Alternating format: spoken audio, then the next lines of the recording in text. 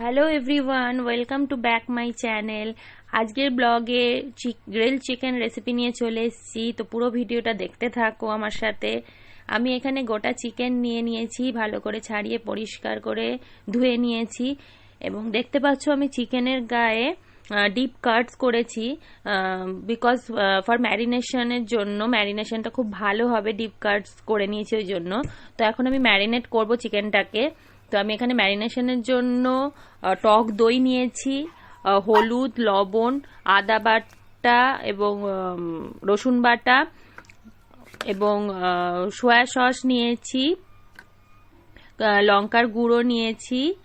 নিয়ে আমি চিকেনটাকে ভালো করে ম্যারিনেট করে নিয়েছি এবং ডিপ কাটসগুলো ওই জন্যই যাতে ম্যারিনেশনটা খুব ভালোভাবে ভেতর অবধি ঢোকে।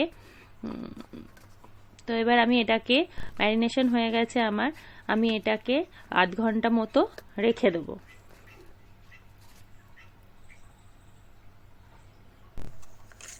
আধ ঘন্টা হয়ে গেছে, এবার আমি ম্যারিনেশন চিকেনটাকে বার করেছি। তো আমি গ্রিল করব এটাকে, মাইক্রোতে আমি গ্রিল করব।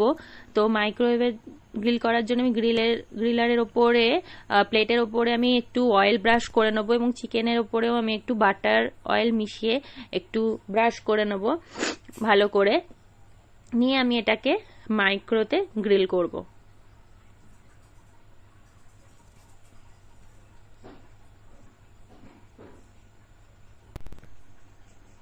তো আমি মাইক্রোতে এখানে হাই টেম্পারেচারেই গ্রিল করব চিকেনটা। তো আমি সেট করে নিয়েছি টাইম এবং টেম্পারেচার। তো অন হয়ে গেছে মাইক্রো আমার। তো আমি এখানে চিকেনটাকে দিয়ে দিয়েছি গ্রিল করার জন্য। আমি চিকেনটা গ্রিলের মাঝখানে কিছুটা টাইম বার করে এটাকে আমি আবার বাটার দিয়ে ব্রাশ করব বোথ সাইড, ওপরে এবং ভেতরের পোর্শনটা ভালো করে দিয়ে আমি আবার এটাকে গ্রিল করতে দেব। তো আমার চিকেনের ওপর সাইডটা ভালো করে গ্রিল হয়ে গেছে, দেখতে পাচ্ছ। আমি ভেতরের পোর্শনটাকে গ্রিল করার জন্য আবার মাইক্রোতে দিয়েছি। তো এটা গ্রিল হোক। তো আমি চিকেন গ্রিল আমার হয়ে গেছে, গ্রিল চিকেন রেডি। আমি মাইক্রো থেকে বার করে নিয়েছি। তো তোমরা গ্রিল চিকেনটা তোমরা মাইক্রো ছাড়াও এমনি ওভেনেও করতে পারো, ননস্টিক প্যানে ভালোই হয় গ্রিল।